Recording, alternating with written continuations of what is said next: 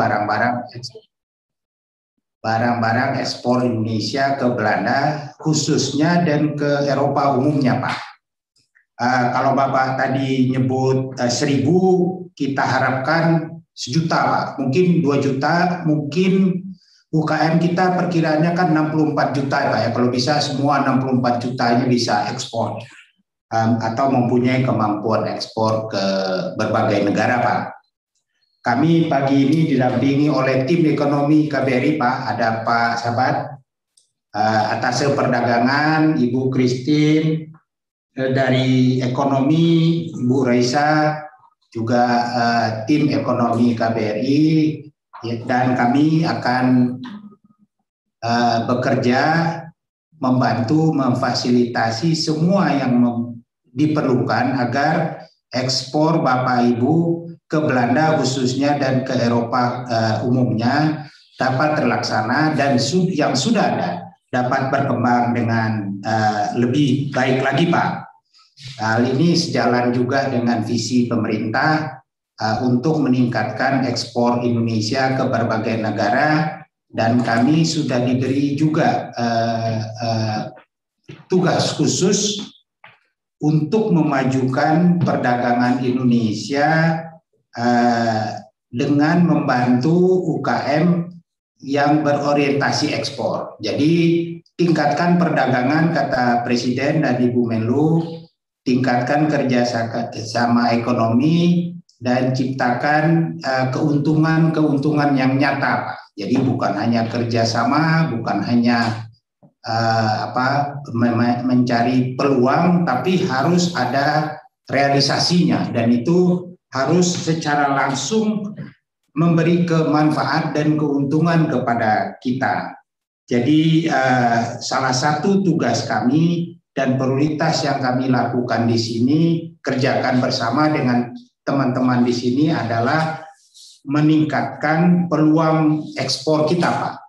Bukan hanya peluang, tapi juga lebih dari itu, lebih banyak memasarkan barang-barang Indonesia di sini oleh orang-orang Indonesia sendiri, khususnya. Jadi banyak barang kita sekarang yang sudah masuk ke pasar Belanda dan Eropa, tapi masih melalui pihak ketiga. Jadi kalau Bapak lihat, hampir semua barang kita ada di sini atau keperluan di sini yang dihasilkan atau dipasok dari Indonesia, tapi masih banyak juga yang penanganannya bukan dilakukan oleh kita, Pak. Jadi ada pengusaha Thailand, pengusaha Cina, pengusaha Vietnam, dan kami berkeinginan itu kalau bisa oleh kita sendiri. Kita yang mengekspor, kita juga yang memasarkan di sini. Jadi maksudnya warga kita sendiri.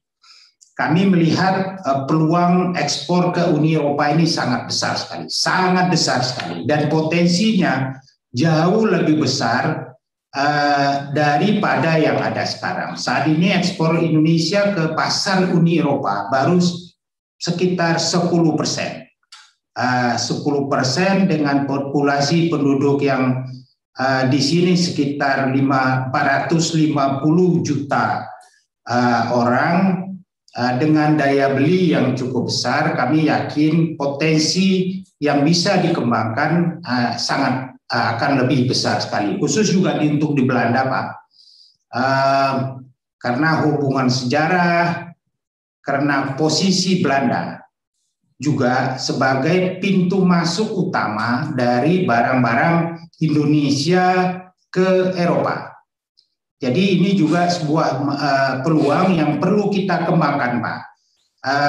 Selama ini memang sudah banyak perusahaan-perusahaan di Belanda ini yang memasarkan produk-produk Indonesia. Malah 100% produk yang dipasarkan itu adalah produk Indonesia.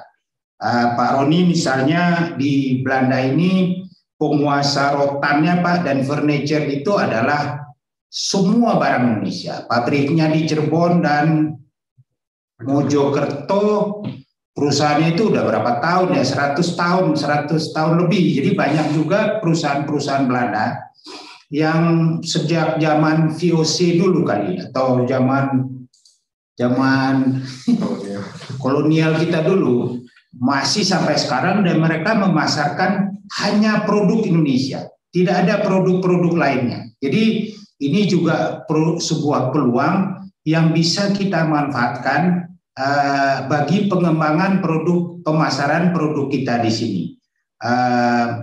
Misalnya dia seperti perusahaan rotan tadi Pak Denny, itu dia udah 150 tahun ya, dan dia menguasai seluruh pasar Eropa, Amerika Utara dan Amerika Selatan. Jadi dia masuk dari sini, diolah di sini, di packing gitulah, dan baru dikirim ke berbagai negara di Eropa dan Amerika Utara dan Selatan. Jadi, dan itu mereka penguasanya. 67% produk-produk rotan dunia yang di 3 kawasan itu adalah produk dari dia. Jadi itu baru 67. Dan saingan praktis tidak ada kalau untuk rotan, Pak. Jadi itu salah satu contoh bahwa kita masih banyak peluang di Belanda khususnya, dan di Eropa, karena Eropa yang sudah memenuhi standar-standar tertentu, jadi akan memudahkan juga pemasaran produk-produk kita ke negara-negara lainnya, khususnya maju. Kami juga melihat bahwa kita Indonesia merupakan salah satu penerima fasilitas pengurangan atau penghapusan tarif preferensial secara unilateral melalui GSP. Kita manfaatkan, dan ini perlu kita manfaatkan lebih lanjut untuk produk-produk kita, pemasaran produk-produk kita. Beberapa misalnya yang masuk di ini antara lain kopi. Kopi kita sangat terkenal di sini, banyak importirnya. Karet alam, furniture kita juga sangat mendominasi pasar, alas kaki, mesin cetak, dan lain-lain. Kemudian produk-produk ini permintaannya meningkat pada saat kita semua dalam kondisi pandemi COVID ini. Jadi ekspor kita ke Belanda ini dalam masa COVID ini sejak tahun kemarin itu meningkat. Jadi perdagangan kita sangat meningkat sekali.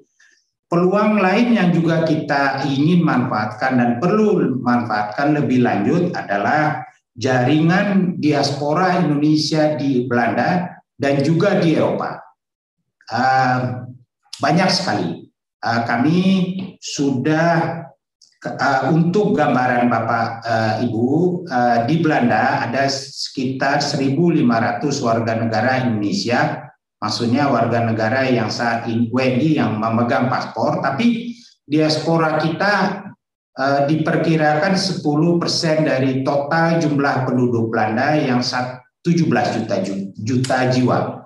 Jadi sekitar 1,7 juta diaspora Indonesia di sini. Melihat dari pengalaman kami di Cina dulu dan juga di Vietnam, kebetulan kami bertugas sebelumnya di sana, sebelum di sini, bagaimana mereka memanfaatkan jaringan diaspora itu bagi pengembangan pasar produk-produk mereka. Mungkin Bapak bisa lihat bagaimana Vietnam misalnya, atau Cina, atau Thailand memasarkan produknya, pengembangan pasar produknya itu melalui jaringan diaspora mereka, dan mereka sangat besar di luar negeri. Vietnam misalnya ada 3 juta di Eropa, 2 juta di Amerika. Cina, banyak sekali lah, atau juga Thailand di sini ada 70.000 orang. Jadi jaringan diaspora itu menurut kami juga sebuah peluang yang perlu kita manfaatkan bagi pemasaran produk-produk Indonesia di sini. Di sini untuk restoran aja kita punya sekitar 400 restoran. Itu jaringan restoran itu sudah menjadi bisa menjadi fasilitasi bagi pengembangan ekspor kita. Sebuah pasar yang sangat besar, 400 restoran. Itu baru restoran. Pengusaha-pengusaha kita sini juga cukup banyak, dan mereka semua berkembang, mulai dari pengusaha bumbu, kopi, bumbu ya, pala, areng, gula, banyak sekali untuk menyebutkan beberapa yang besar, dan mereka sangat berkembang pesat, dan kami yakin mereka akan tumbuh besar. Itu juga merupakan jaringan yang perlu kita manfaatkan. Satu hal juga yang seperti kami sebutkan tadi, Belanda juga menjadi pintu masuk dari banyak produk-produk yang dipasarkan di Eropa. Jadi karena infrastrukturnya, baik itu pelabuhan dan jaringan jalannya, jaringan kapalnya, banyak negara juga termasuk Indonesia memanfaatkan pelabuhan Belanda sebagai pintu masuk barang-barang mereka ke Eropa, dan ini merupakan peluang juga bagi kita yang sangat besar, karena ada hubungan khusus antara Indonesia dengan Belanda, dan ada beberapa kemudahan juga yang diberikan kepada kita. Kalau kita lihat pada tahun 2020, untuk informasi kita semua, ekspor kita ke Uni Eropa ini cukup besar, sekitar 14,3 miliar US dollar pada saat, dengan catatan juga pada saat terjadinya pandemi. Kalau dilihat tujuan utama tujuan ekspor Indonesia itu adalah Belanda, yaitu ada 21%, Jerman 17%, Italia 12%, Spanyol 11%, Belgia 9%. Jadi dengan ini juga bisa kita lihat bahwa pasar terbesar sekaligus pintu masuk produk Indonesia di Uni Eropa adalah melalui Belanda. Dan perdagangan kita dengan Belanda bilateral juga cukup besar, dengan memberikan keuntungan atau surplus yang cukup besar bagi kita. Ada nilainya sekitar 4 miliar US dollar, dan surplus kita itu sekitar 3 miliar. Jadi keuntungan kita cukup besar. Tapi bagi kami bukan itu yang penting, bahwa masih banyak peluang yang bisa kita manfaatkan kalau kita lihat bagaimana negara lain di sini, khususnya dari negara-negara pasar, dan juga kebutuhan mereka akan produk-produk kita, atau produk-produk yang sebenarnya kita bisa hasilkan atau ada di Indonesia, atau kita mempunyai kemampuan untuk memenuhi pasar di Belanda ini maupun di Uni Eropa. Yang saat ini yang mendapatkan akses pasar di Belanda adalah produk makanan dan minuman, rempah-rempah, pala, lada, home decor, seperti keranjang rotan, peralatan dapur dan kayu, juga produk pakaian jadi, handicraft, alas kaki, dan produk kayu. Dan kami kebetulan bersama dengan Pak Atase Perdagangan dan tim ekonomi juga sudah menghubungi mereka, sudah melihat bagaimana mereka mendatangkan produk-produk tersebut dari Indonesia. Dan kami juga melihat bahwa peluang itu masih sangat besar. Kalau hal-hal yang perlu diperhatikan untuk pasar produk-produk kita di Uni Eropa atau Belanda khususnya, Pada prinsipnya produk-produk yang masuk ke Belanda atau Uni Eropa kan ada regulasi yang dikeluarkan oleh Uni Eropa di Brussel. Nah, dalam hal ini kalau kita lihat ada dua ketentuan dasar yang harus kita penuhi. Pertama yaitu produk safety, yaitu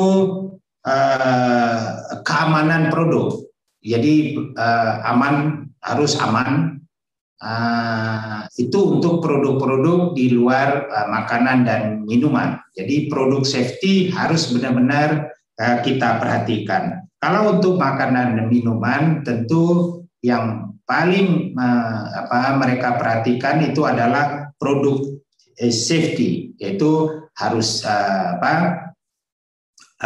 aman untuk dikonsumsi tentunya. Jadi itu yang hal-hal yang perlu utamanya kita perhatikan dalam kerangka untuk memasarkan produk-produk kita di Belanda khususnya dan Uni Eropa pada umumnya. Ada sekarang juga berkembang produk itu apakah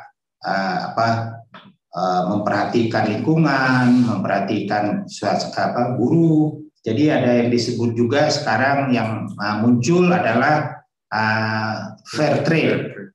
Jadi bahwa produk itu dihasilkan dengan memperhatikan dan memberikan manfaat yang fair untuk semua pihak yang terlibat.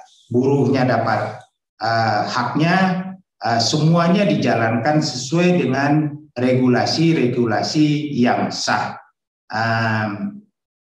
Itu yang juga menjadi perhatian terakhir ini. Jadi di berbagai produk itu ditulis fair trade. Jadi bahwa produk ini dihasilkan sampai ke konsumen itu melewati proses yang fair lah, yang seperti yang kami sebutkan tadi. Kami juga saat ini untuk mendorong penetrasi pasar Indonesia di sini, untuk memperkuat pasar, untuk mengambil pasar kita yang biasanya itu didatangkan oleh pihak ketiga, maupun untuk mengembangkan pasar lebih lanjut. Kami melakukan berbagai upaya, misalnya membuat forum bagaimana pengusaha Indonesia di Belanda ini bisa saling bekerja sama. Kita sudah melakukan pertemuan dengan seluruh pengusaha dan diharapkan dalam waktu dekat kita upayakan ada forum di antara pengusaha kita yang sangat banyak sekali jumlahnya, ratusan. Saya nggak tahu, mungkin ribuan juga mungkin ya yang belum kita ketahui. Jadi diharapkan melalui kerjasama ini, di samping kerjasama di antara mereka juga bisa menjadi pintu bagi para pengusaha Indonesia untuk memanfaatkan para pengusaha kita di Belanda ini. Kita juga sudah melakukan pertemuan dengan seluruh pengusaha Indonesia yang ada di Eropa. Jadi melalui ini juga kita harapkan nanti ada kerjasama yang semakin baik di antara kita. Jadi misalnya kalau barangnya orang dari Spanyol susah masukin barang, dimasukin aja dari Belanda. Atau di antara kita nanti harapan kami juga ada suatu kolaborasi antara para pengusaha tersebut yang ada di Eropa, yang sudah ada saat ini dengan para pengusaha di Indonesia, khususnya UMKM.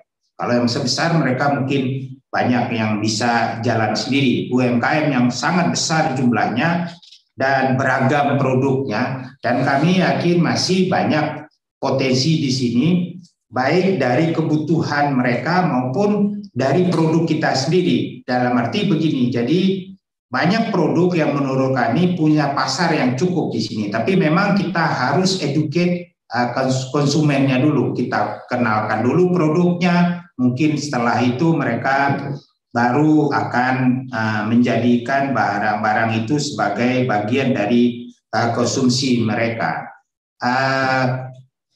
Itu yang kami lakukan.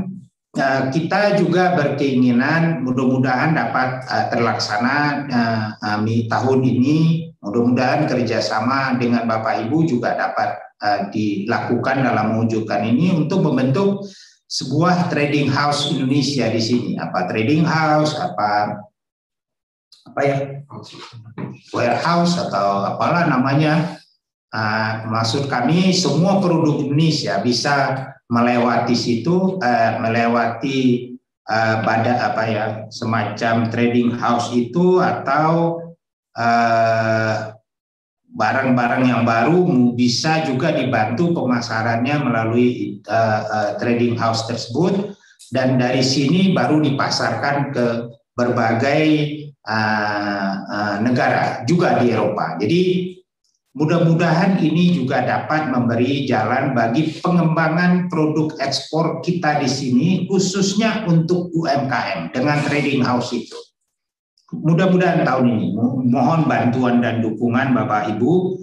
Kemudian kami juga rencananya dalam proses sekarang untuk membuat semacam, kita sudah ada tempatnya, gedung kita sendiri, tinggal sekarang proses pembentukannya Indonesian House lah di Amsterdam. Jadi Bapak Ibu yang ingin mengembangkan produk, mencari partner, cukup melalui itu saja. Mudah-mudahan tadinya sih September ya, tapi nggak tahu, mudah-mudahan bisa selesai renovasi gedungnya. Kita punya gedung yang cukup bagus di Amsterdam yang selama ini kurang termanfaatkan dengan baik, dan kami ingin itu bagian dari upaya kita untuk mengembangkan ekspor UKM ke Belanda dan Eropa. Jadi melalui itu nanti kita bisa memfasilitasi lebih lanjut kolaborasi atau kerjasama atau hubungan dagang antara pengusaha-pengusaha yang ada di Belanda dan Uni Eropa dan pengusaha-pengusaha yang ada di Indonesia. Dan dalam hal ini UMKM tentunya. Jadi melalui itu saja. Jadi mencari partner, mencari pasar, melihat perkembangan pasar, atau ada hal-hal yang lebih lanjut yang diingini oleh para pelaku usaha kita. Jadi itu beberapa hal yang akan kami lakukan dalam upaya kita untuk lebih meningkatkan ekspor Indonesia ke Belanda ini khususnya, dan ke Uni Eropa pada umumnya. Kami akan memberikan, atau ya memang itu tugas kami sebagai perwakilan Indonesia di sini, kami akan memberikan segala bantuan dan fasilitasi yang Bapak Ibu perlukan untuk memasarkan produk Bapak Ibu di sini, perusahaan Bapak Ibu di sini, atau untuk mengembangkan pasar lebih lanjut. KBRI adalah rumah kita bersama. KBRI adalah wakil kita semua, Bapak Ibu semua di mana saja berada. Kami di sini ditugaskan untuk mewakili Bapak Ibu semua. Jadi manfaatkanlah, manfaatkan. Nanti bagaimana implementasinya silakan dihubungi. Baik, di sini ada tim atase perdagangan di bawah Pak Sabat yang cukup punya hubungan yang luas dengan pengusaha di sini, dan juga ada tim ekonomi. Kalau mau hadir di sini secara langsung silakan, kami siap bantu dan fasilitasi. Yang penting bahwa keberadaan kami di sini sebagai wakil Bapak Ibu silahkan dimanfaatkan. Ada informasi yang diinginkan, sampaikan, baik melalui email langsung atau melalui telepon, WhatsApp, atau apa saja. Jadi itu hal yang ingin kami sampaikan.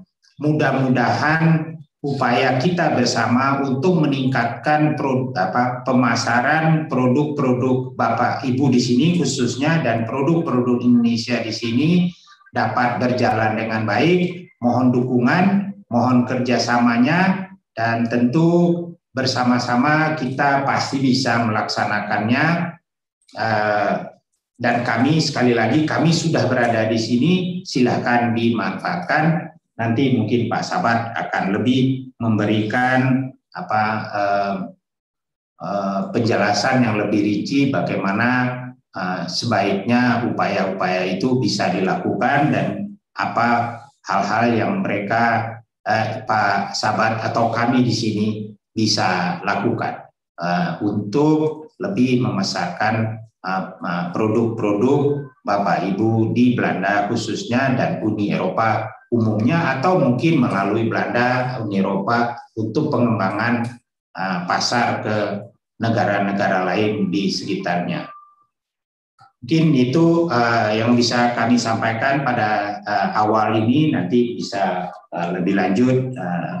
Kami juga ada di sini, Pak Sabat, atas perdagangan, juga ada teman-teman ekonomi, bisa diskusi lebih detail. Hal-hal yang belum bisa, mungkin tidak bisa kita selesaikan pada waktu ini, bisa kita lanjutkan melalui media-media lain. Sekali lagi, salam kami dari Belanda. Mari kita semua jaga kesehatan. Kami di sini juga dihadapkan dengan masalah yang sama, yaitu COVID.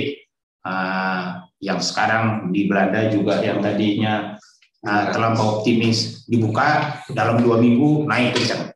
Sekarang dari di bawah 500 mereka buka, sekarang dalam 3 hari jadi 10.000. Akhirnya mereka mikir ini terlalu cepat dibukanya. Jadi memang ini masalah kita semua, tapi tidak mengurangi semangat kita untuk melakukan kegiatan-kegiatan dan Bapak Ibu untuk lebih meningkatkan ekspor penjualan barang-barang atau penjualan barang-barang produksi Bapak Ibu baik ke Belanda maupun ke Uni Eropa, ke Eropa.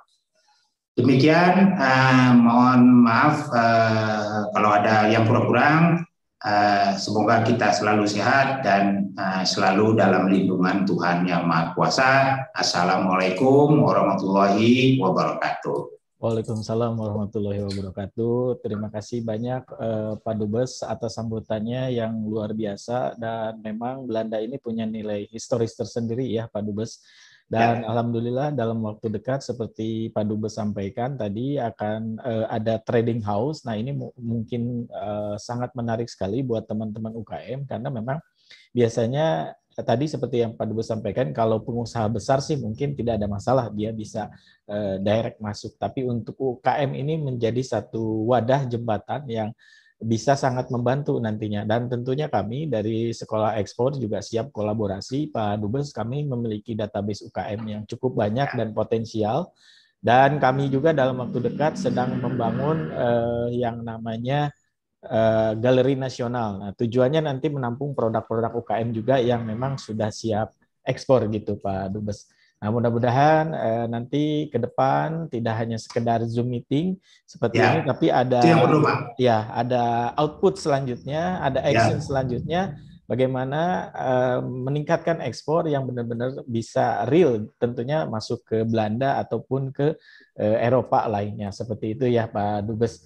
Dan sekali lagi terima kasih banyak atas waktunya yang menyempatkan di sela-sela kesibukan Pak Dubes. Nah mungkin biasanya di acara Zoom meeting ini nanti setelah paparan atau ada presentasi mungkin dari Pak Atase atau dari ekonomi, nanti kami akan berikan kesempatan kepada audien untuk bertanya langsung mungkin ke Pak Dubes atau ke Pak Atase gitu.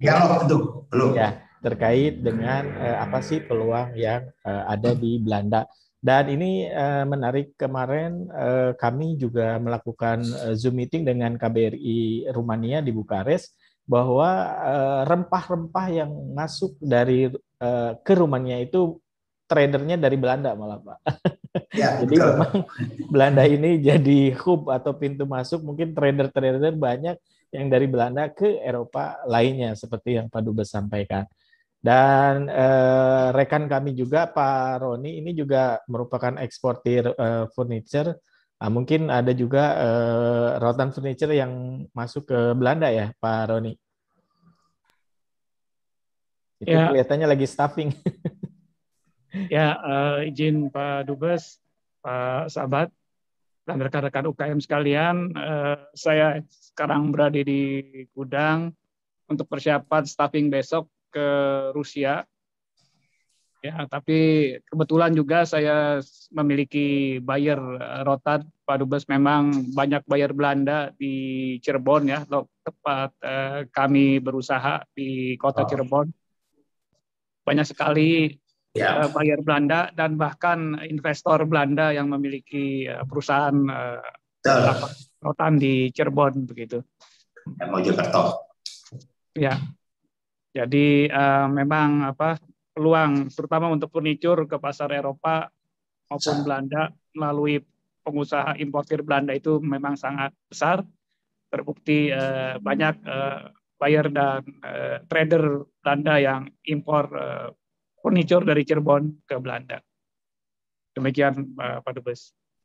Baik, terima kasih Pak Roni. Ya, karena Pak Roni juga ini salah satu mentor dari Sekolah Ekspor, juga beliau sebagai salah satu pengusaha ekspor rotan furniture ya. Dari cukup lama ya, dari tahun 2000. Baik, Pak Dubes, barangkali ada hal lain yang mau disampaikan atau lanjut ke Pak Atase perdagangan, Pak Sabat, atau bagian ekonomi mungkin? Atau kita buka sesi pertanyaan? Pertanyaan mungkin nanti aja, Pak. Baik, mungkin langsung dengan Pak Adak, tapi nanti kami juga ada di sekitar sini. Siap, Pak Dubes. Ya. Baik. Biar langsung ininya. Baik, terima kasih Pak Dubes. Jadi tempat duduk saya di sebelah sekarang. Biar mantap memandang sahabatnya. Mantap. Nah, ini dia nih. Kami ganti tempat duduk, Pak. Saya di situ aja ya. Oh, aku terus saja, Pak. Terus saja.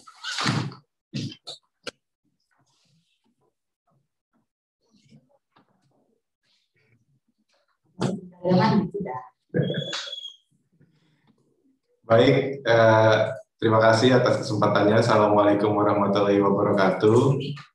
Selamat pagi dari Belanda. Selamat sore untuk Bapak Ibu semua yang ada di tanah air. Salam sejahtera bagi kita semua. Pertama-tama kami juga turut merasakan apa yang terjadi di tanah air, di mana pandemi COVID sekarang agak meningkat ya Pak, sama seperti di Belanda ya, juga. Meningkat Pak, lagi PPKM juga Pak.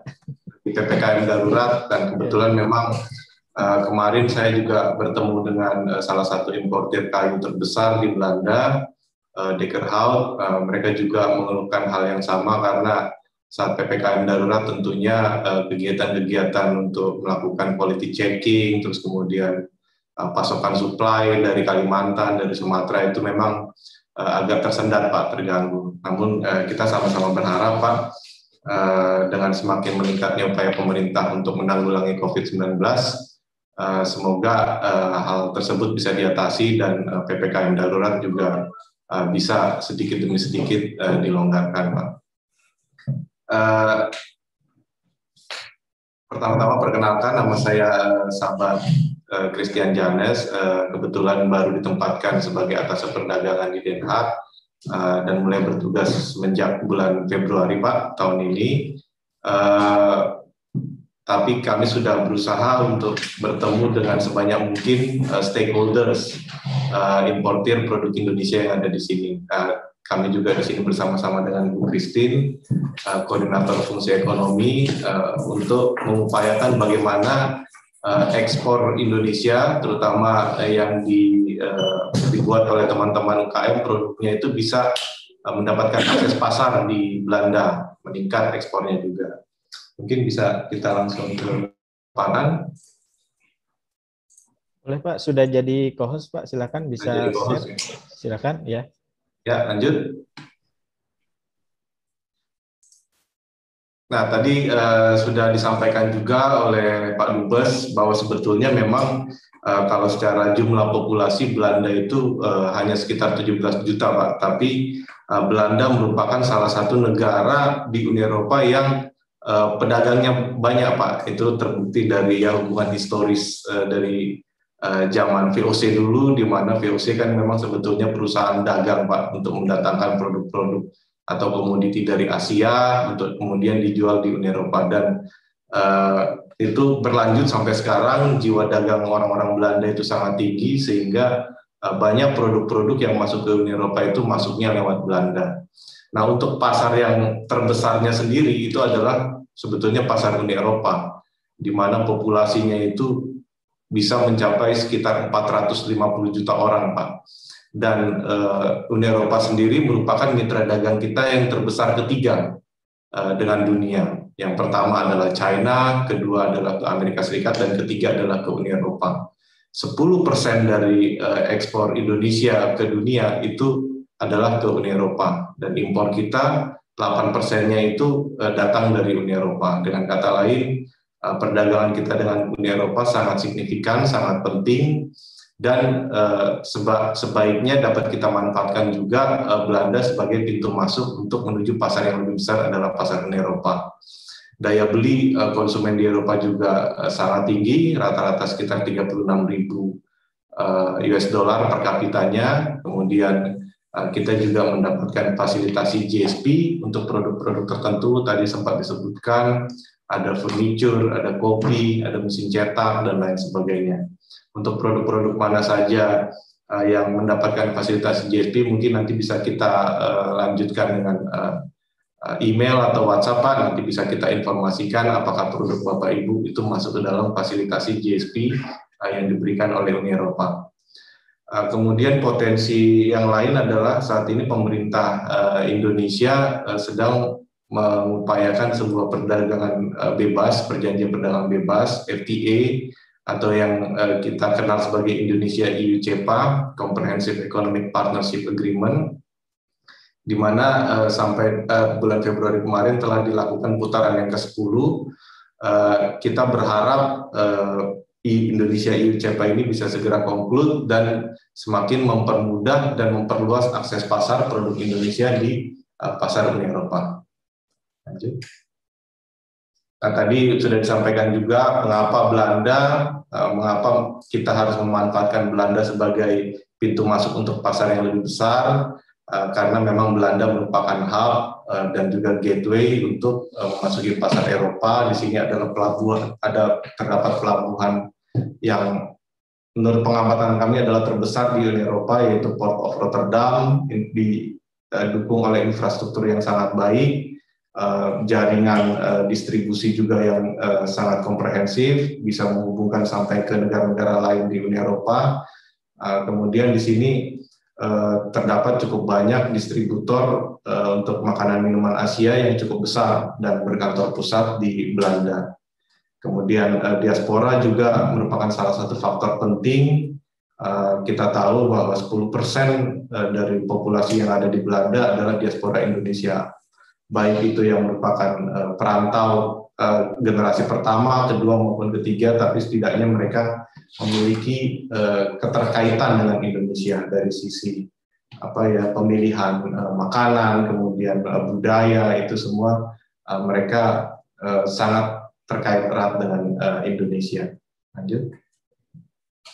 Tadi sudah sedikit disampaikan juga, dari 14,3 miliar US dollar ekspor kita ke Uni Eropa, 21%-nya adalah ke Belanda, Bapak Ibu.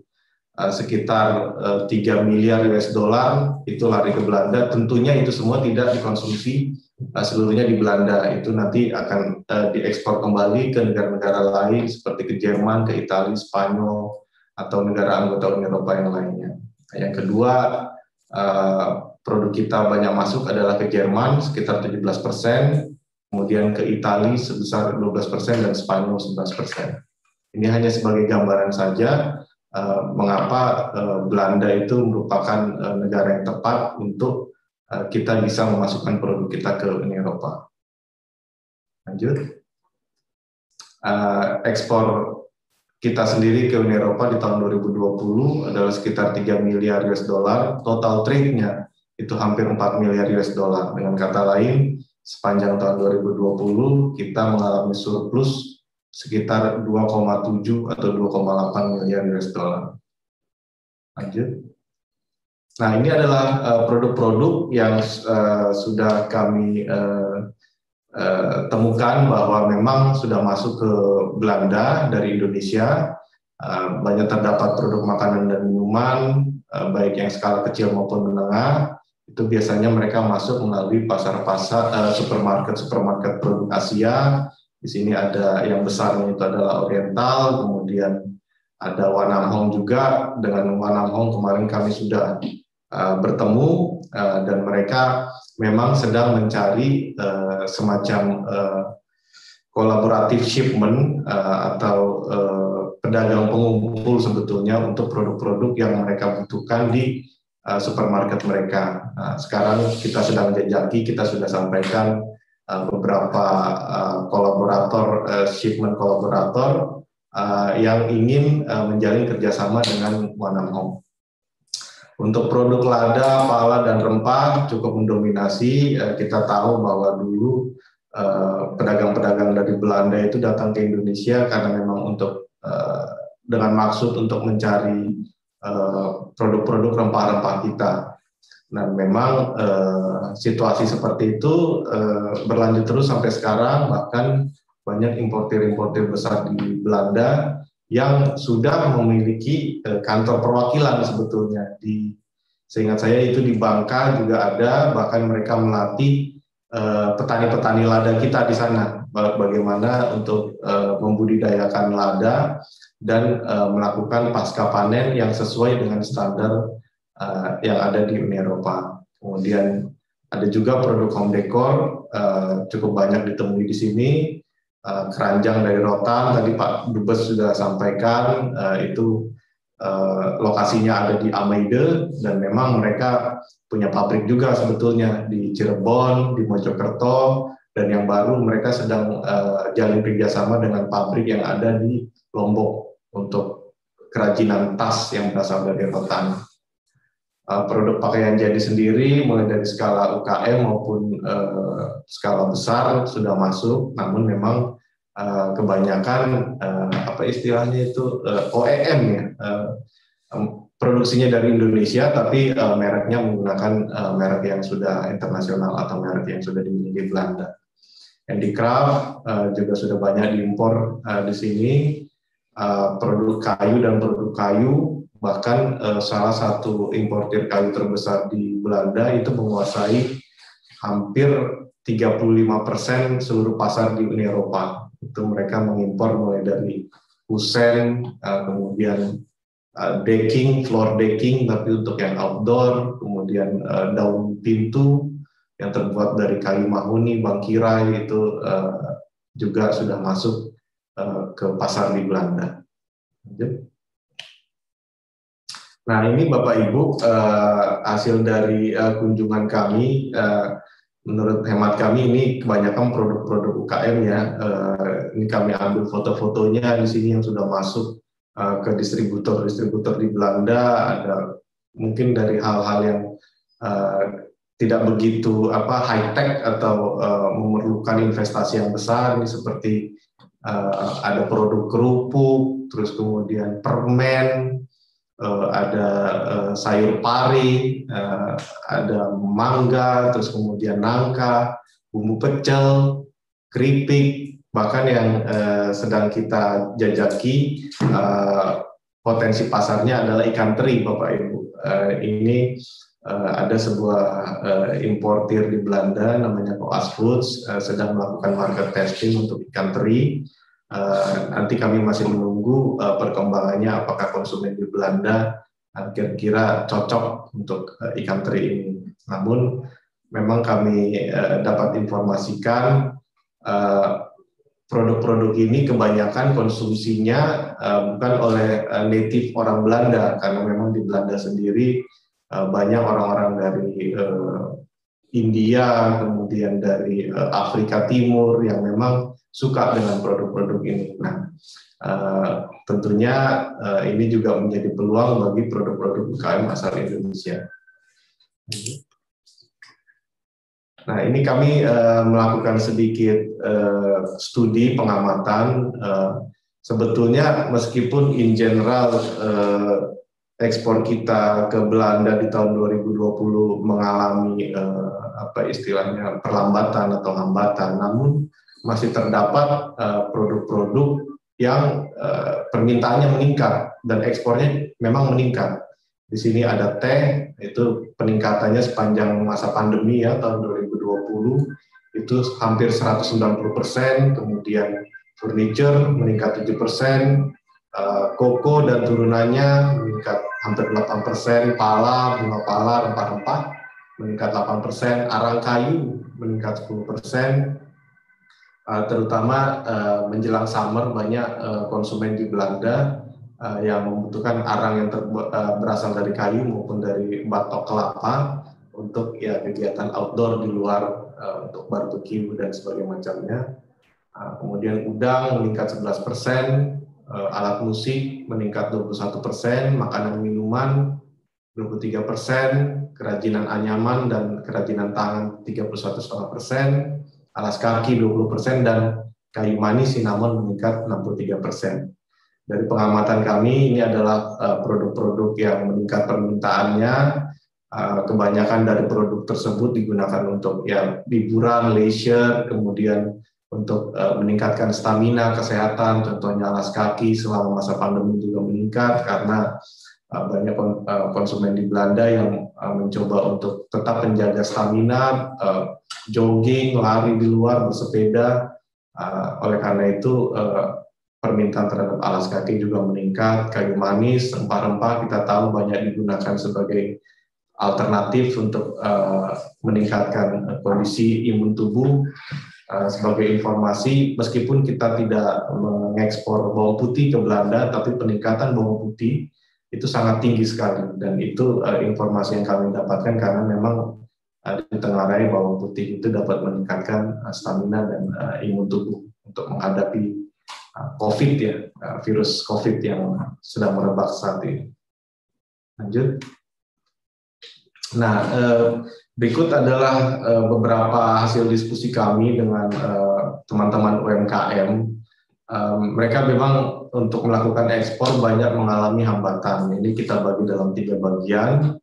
Yang pertama adalah kapasitasnya, Bapak Ibu. Kemudian dari sisi pemenuhan regulasi teknis dan spesifikasi teknis, dan untuk pemasarannya sendiri. Dari sisi kapasitasnya sendiri, rata-rata teman-teman dari UKM itu tidak dapat memenuhi permintaan apabila diminta dalam jumlah besar. Kami punya sedikit pengalaman, pernah kita ajak teman-teman UMKM untuk mengikuti pameran di Italia. Untuk shipment terjadi deal, dan untuk shipment pertama itu tidak ada masalah. Kualitas bagus, kuantitas dapat dipenuhi sesuai dengan kontrak. Namun untuk pengiriman kedua diminta 1 kontainer lagi bisa dipenuhi, tapi untuk ketiga dan keempat itu sudah tidak sanggup lagi memenuhi permintaan. Nah, ini menjadi salah satu kendala sebetulnya bagi importir di sini, karena selain harus memenuhi kualitas, juga pentingnya kontinuitas. Karena kalau produknya saat ini ada, bulan depan ada, tapi tahun depan udah tidak ada, itu importir di sini akan kesulitan untuk mencari penggantinya. Oleh karena itu kapasitas dari UMKM kita menurut hemat kami dapat lebih ditingkatkan. Kemudian teman-teman UKM juga banyak kesulitan untuk pembiayaan, untuk modal kerja. Saat ada permintaan dengan kuantitas besar, tentunya butuh modal kerja yang lebih besar. Nah, mengajukan pinjaman mungkin ke lembaga pembiayaan atau perbankan, prosedurnya cukup panjang, sehingga ya permintaan dengan kuantitas seperti itu tidak dapat dipenuhi. Dari sisi sumber daya manusia juga masih perlu lebih ditingkatkan lagi. Dan yang paling penting adalah biaya logistik saat ini sangat menjadi hambatan terbesar bagi UMKM kita. Sebetulnya ini tidak hanya terjadi di skala UMKM, tapi eksportir besar, importir besar juga mengalami kendala yang sama. Sebagai gambaran, kami banyak diskusi dengan importir di Belanda. Sebelum masa pandemi itu untuk mengirimkan 1 kontainer 20 feet itu hanya membutuhkan biaya sekitar 1.500 sampai 2.000 US dollar. Setelah masa pandemi di tahun 2020 itu meningkat sampai $12.000. Terakhir saya ketemu dengan importir di sini bahkan sampai $16.000 untuk satu kontainer 40 feet. Dengan kata lain, jangan-jangan harga produk dalam satu kontainer itu lebih murah daripada biaya logistiknya.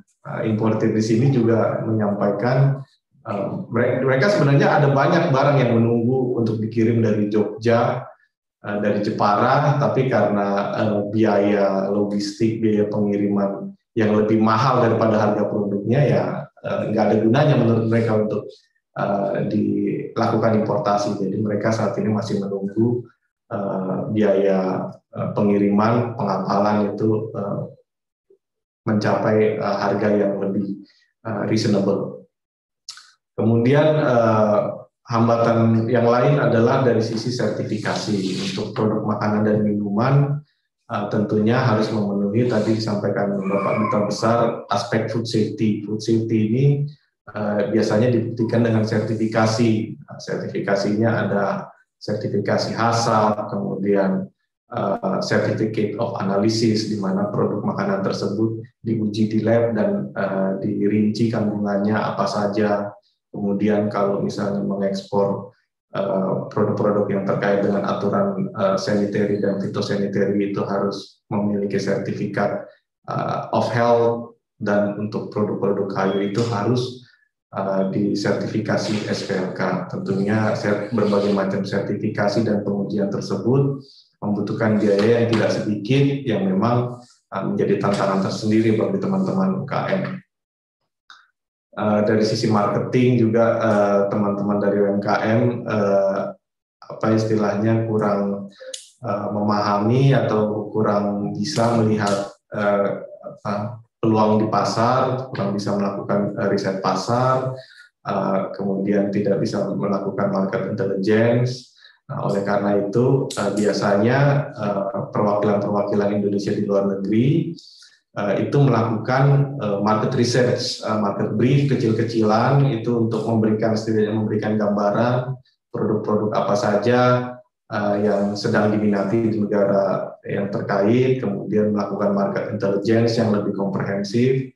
Kami menyarankan apabila teman-teman UKM belum bisa melakukan sendiri, ada baiknya untuk memanfaatkan market brief dan market intelligence yang dibuat oleh perwakilan Indonesia yang ada di luar negeri. Setidaknya dapat menghemat biaya, tapi gambaran yang Bapak Ibu UMKM perlukan itu bisa didapatkan. Kemudian dari sisi marketing juga saat ini pameran, dari semenjak kami tiba di sini Bapak Ibu belum ada pameran yang bisa dijalankan. Ada beberapa pameran yang direncanakan nanti di bulan November, pameran kopi, kemudian ada untuk produk-produk yang menggunakan private label, nanti rencananya di bulan Desember. Tapi itu pun kita masih menunggu kebijakan dari pemerintah Belanda apakah bisa dilaksanakan atau tidak. Lanjut. Nah, mungkin sebagian dari Bapak Ibu sudah mengetahui, tapi bagi yang belum, ini kami coba sampaikan bagaimana sebetulnya prosedur dan tata cara melakukan ekspor ke Uni Eropa. Yang pertama tadi sudah kami singgung, perlu melakukan market research. Bapak Ibu harus mengetahui peluang pasarnya seperti apa, tren konsumennya seperti apa. Misalnya summer, kalau misalnya ada eksportir pakaian jadi, warnanya, desainnya seperti apa, itu tentunya harus dipahami dulu sebelum melakukan ekspor. Kemudian pesaingnya itu datang dari mana saja dan produk pesaing itu seperti apa, sehingga bisa menjadi ancaman tersendiri terhadap produk Bapak Ibu. Kemudian ada baiknya untuk lebih mengetahui agen atau distributor yang ada di sini, karena kalau Bapak Ibu tidak punya perwakilan, tentunya perlu menjalin kerjasama dengan distributor yang ada di sini. Biasanya distributor ini lebih kepada menjalin kerjasama bagaimana mempromosikan produk-produk yang Bapak Ibu ingin ekspor ke Belanda. Di sini juga banyak pengusaha-pengusaha Indonesia yang sekaligus bertindak sebagai distributor produk-produk Indonesia yang ada di Belanda. bagaimana menemukan mereka? Biasanya bisa didapatkan dari kegiatan networking event, kemudian bisa juga diakses dari website Dutch Commercial Register. Di sini ada KVK, dan bisa juga berhubungan dengan kami, nanti bisa kami istilahnya jembatani untuk bertemu dengan mereka. Kemudian Bapak Ibu juga harus tahu apakah produk tersebut terkena bea masuk, apakah terkena value added tax, kemudian apabila produk tersebut mengandung alkohol atau tembakau, itu biasanya terkena duties, cukai. Kemudian untuk customs declaration sendiri, terkadang-kadang untuk produk-produk tertentu itu diperlukan. Biasanya sebetulnya self declaration of conformity itu dibuat oleh importir, tapi tidak menutup kemungkinan eksportir juga harus menandatangani customs declaration.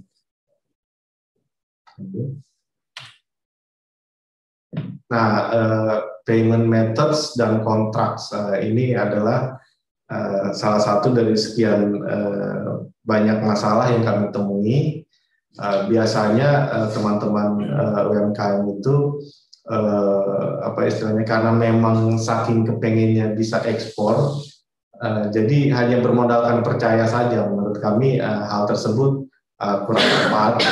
Perlu dilakukan pembicaraan yang detail antara importir yang ada di Belanda dengan Bapak Ibu.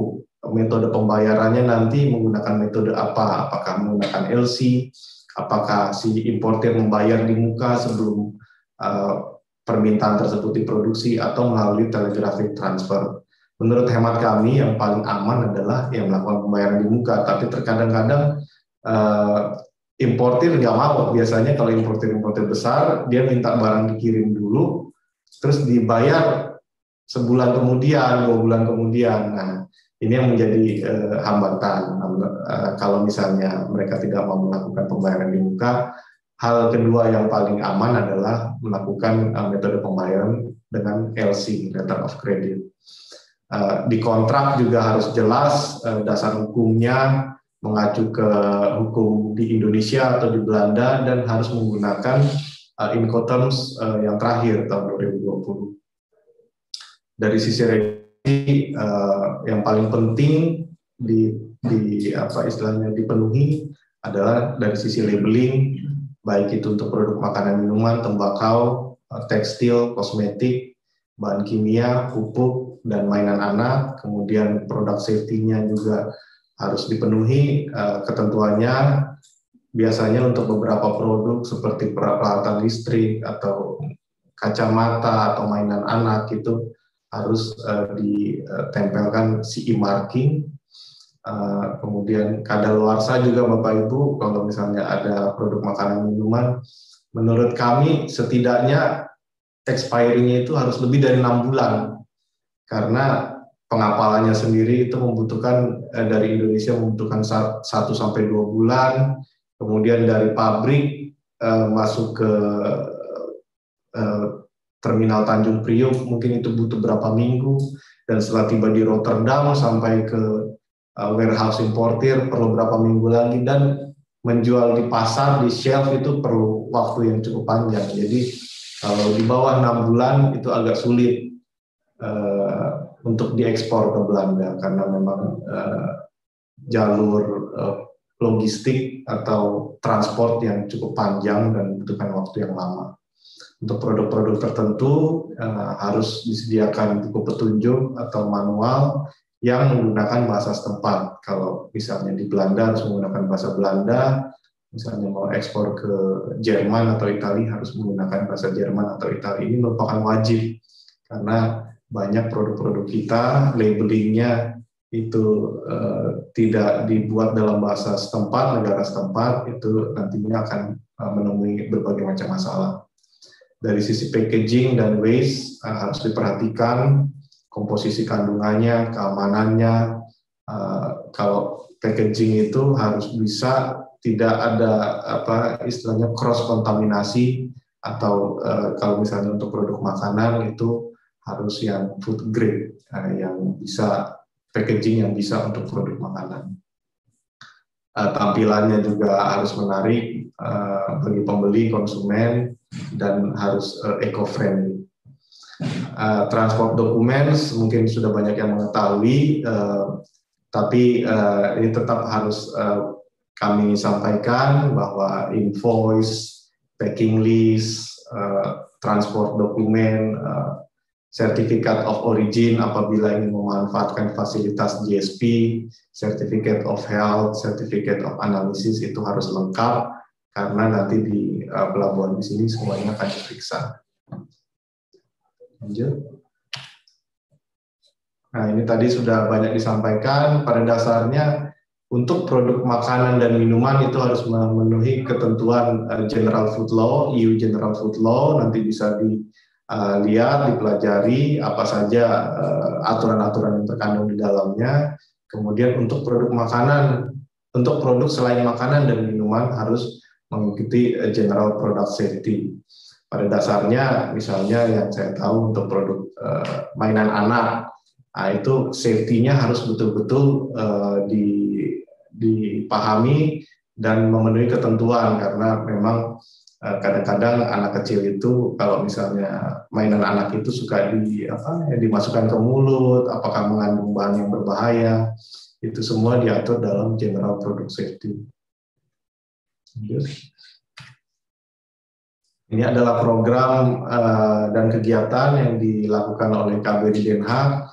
Tentunya tidak semua program ini bisa berjalan 100% karena ya pembatasan-pembatasan yang terjadi, tidak bisa banyak bertemu orang, tidak bisa melakukan promosi, tapi in general ini adalah kegiatan yang kami lakukan untuk membantu eksportir Indonesia atau UKM ekspor Indonesia untuk bisa mendapatkan akses pasar di Belanda. Ini adalah pameran yang tadi saya sampaikan, rencananya nanti ada Amsterdam Coffee Festival di bulan November, kemudian ada pameran untuk produk food dan non-food, private label di bulan Desember, Horeca sudah lewat, Tong Fair, rencana nanti bulan September, Pandora masih belum tahu kapan, tapi semua pameran-pameran ini masih menunggu izin pelaksanaan dari pemerintah Belanda. Lanjut. Nah, sebagai referensi buat Bapak Ibu UMKM semua, tentunya kita ingin webinar ini ada follow up-nya, tindak lanjutnya seperti apa.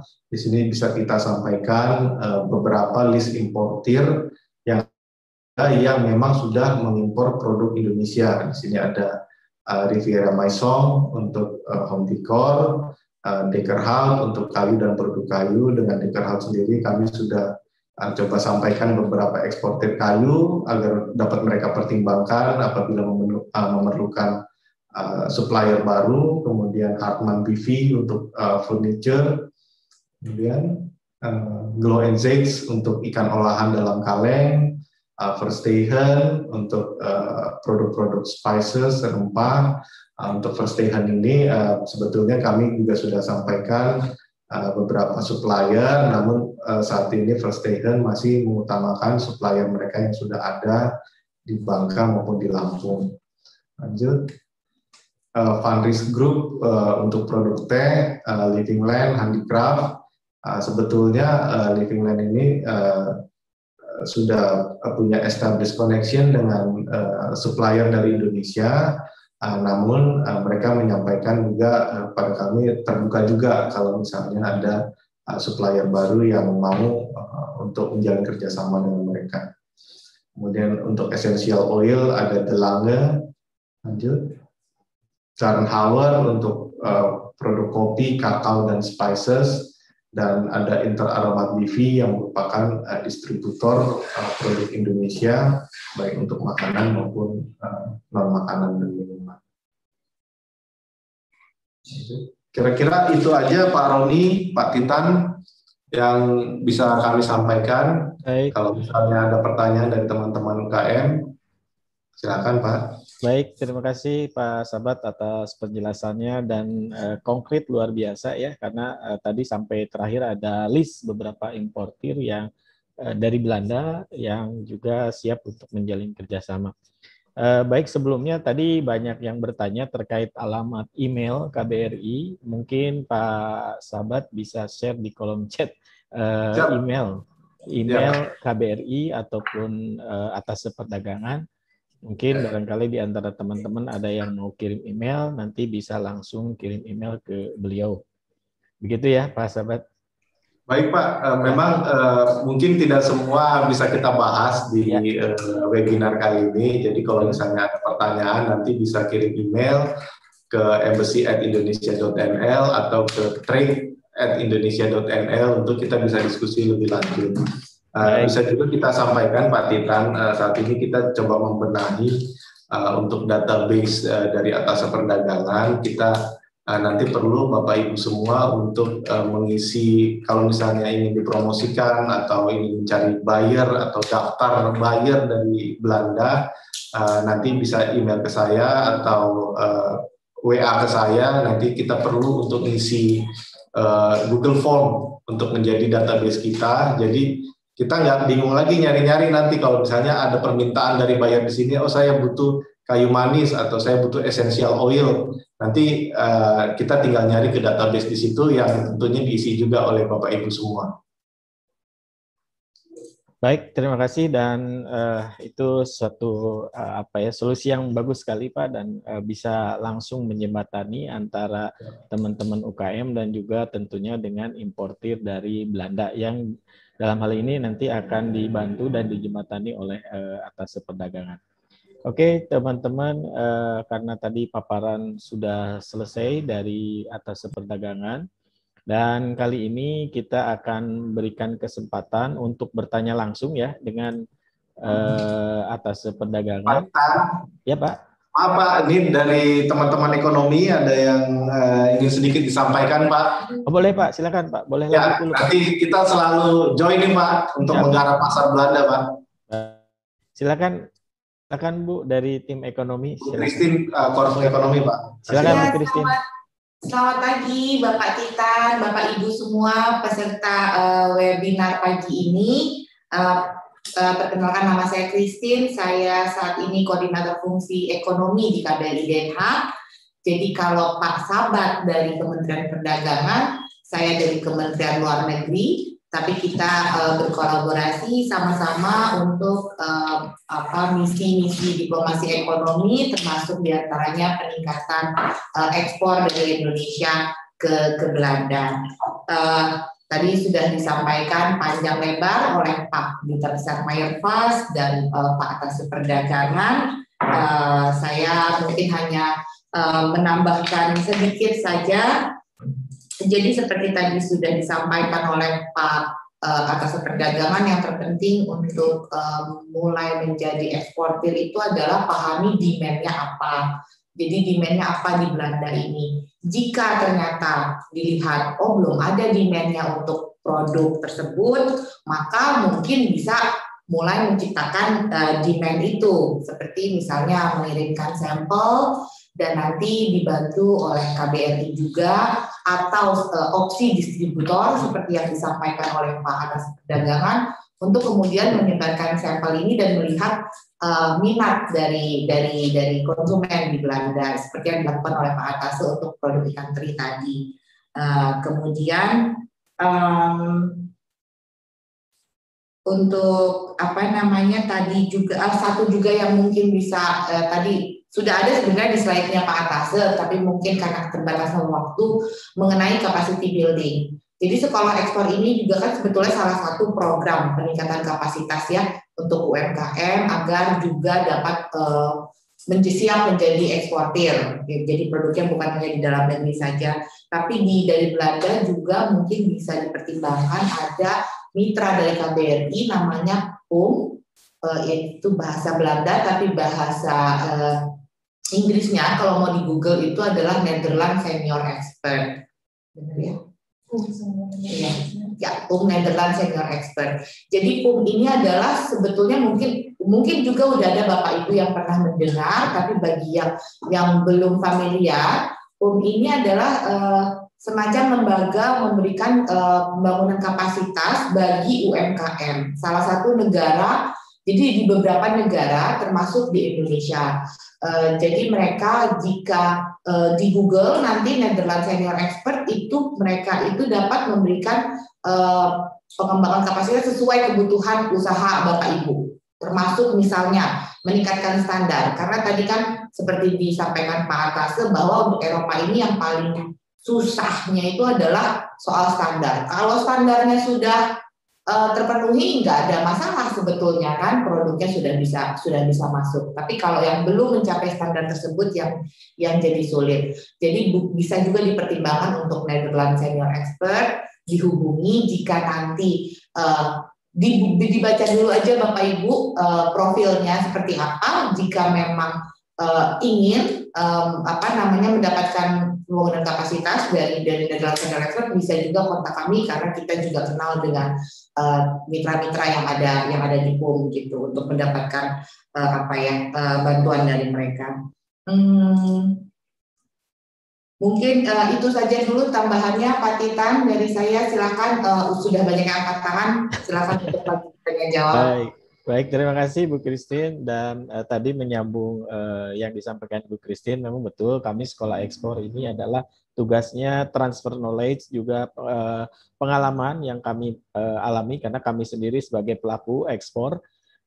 Jadi memang untuk banyak UKM yang produknya bagus tapi mereka belum tahu how to-nya, beberapa regulasi dan lain sebagainya terkait tadi, terutama untuk Eropa ini kan perlu EU dan segala macam ya. Nah di kami juga sama, kami berikan edukasi dan alhamdulillah jika ada khusus tadi untuk negara Belanda ya, jadi itu lebih spesifik ke negara Belanda. Terima kasih atas informasinya Ibu Christine. Dan karena tadi ini sudah ada yang mengangkat tangan dari awal, yaitu Pak Yosep Mado. Langsung kita buka ya Pak Sahabat ya. Kita berikan untuk 5 saja dulu. Pak Yosep Mado, saya berikan kesempatan duluan. Silakan. Mungkin 3 dulu kali Pak ya, biar langsung dijawab. Ya baik, 3 ya. Pak Yosep silakan. Pak Yosep. Tanya tadi sampai 166 tapi menurun lagi jadi 156. Mungkin banyak yang lihat. Tapi ini luar biasa, banyak yang antusias Pak. Sampai 160 lebih tadi. Siapa? Pak Yosep silakan. Terima kasih atas kesempatannya Pak.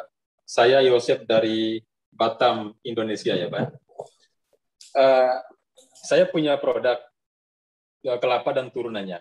Tadi sepanjang presentasi, memang saya belum, tapi memang di essential oil, saya belum paham itu maksudnya masuk enggak produk VCO atau CCO, crude coconut oil. Nah, jadi kita ada 2 produk yang betul-betul dari minyak kelapa murni dan juga minyak kelapa, crude coconut oil.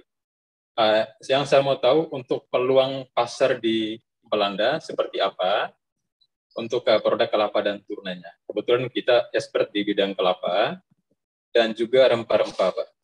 Kalau rempah-rempah tadi saya sudah dapat informasi banyak, hanya kelapa, dan juga ini Pak ada sedotan bambu, karena itu saya produksi sendiri di industri saya. Produk tadi saya tunjukkan langsung, ini sedotan bambu yang kita dapat dari bambu. Iya betul, sedotan bambu ini kami produksi sendiri dan sudah memenuhi kualitas ekspor. Hanya sertifikasi nanti kita uruskan seperti biasanya, tapi kalau ada peluangnya nanti kami akan usahakan untuk bisa kita ekspor, Pak. Pak, terima kasih, itu saja pertanyaan saya. Mohon penjelasan dari Bapak dan Ibu. Terima kasih, Pak. Baik, Pak Yosep, mohon di-mute kembali ya. Terima kasih, Pak Yosep. Oke, silakan Pak Atase atau Bu Christine mungkin yang mau menjawab. Oh, nggak langsung 3. Mungkin dikumpulkan dulu Pak Tita. Mau dikumpulkan dulu 3 dulu ya. Sekalian nanti biar saya sama Bu Christine bisa respon. Baik, kita lanjutkan yang dari tadi sudah raise hand itu ada Ibu Suci NF. Silakan Bu Suci di unmute. Assalamualaikum warahmatullahi wabarakatuh. Saya supplier gelondong Minte. Mau nanya bagaimana potensi pasar Mente di Belanda? Apakah Mente yang sudah kupas lebih banyak diimpor atau gelondongannya? Begitu saja. Bu Suci dari mana Bu Suci? Halo. Dari Madura. Dari mana? Dari Madura. Saya biasa supply dari mana-mana. Dari Kacang dari Mete. Madura saya. Kacang Iya. Mete. Oke. Saya biasa supply dari Madura, dari NTT, dari Sulawesi Tenggara, dari Lombok. Ya, baik. Biasanya ke. Ya, baik. Terima kasih ya, Bu. Iya, terima kasih.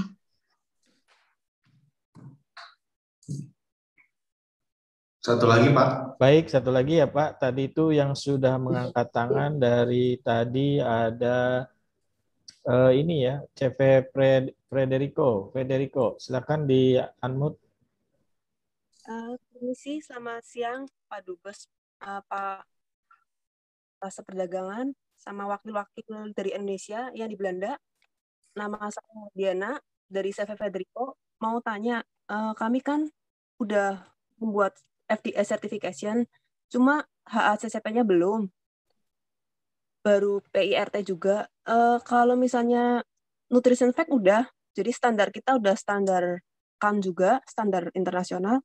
Gimana caranya supaya kita bisa kolaborasi dengan KBRI Belanda, bisa kirim sampel atau gimana? Siapa tahu ada kekurangan dari kita bisa diperbaikin supaya bisa memasarkan produk kita ke Belanda gitu. Makasih banyak. Ibu dari mana dan produknya apa tadi, Bu? Sorry. Saya Tegal, Jawa Tengah. Produknya ini kopi, jahe mix herbal sama teh. Kopi, jahe sama teh. Yang mau diinin ini dulu sih teh sama jahe mix herbal. Jahe mix herbal ya. Ini mau tanya, kan kita ada produk herbalnya juga dari ginger mix herbalnya. Apakah perlu sertifikasi deklarasi atau gimana ya supaya bisa apakah di luar negeri kan yang saya pernah baca di Amerika tuh ada deklarasi herbal gitu. Apakah Belanda juga ikut deklarasi herbal apa gimana ya? Oke, baik. Nanti kita tunggu jawabannya dari Pak Atas. Baik, terima kasih Ibu. Ya, di-mute kembali. Baik, Pak Atase dan Ibu Christine, mungkin 3 dulu, bagaimana? Ya, mungkin saya dulu Pak, nanti bisa ditambahkan oleh Bu Christine juga. Yep. Untuk pertanyaan dari Pak Yosef Mado tadi untuk produk kelapa dan turunannya, kalau kelapa dan turunannya ada Pak,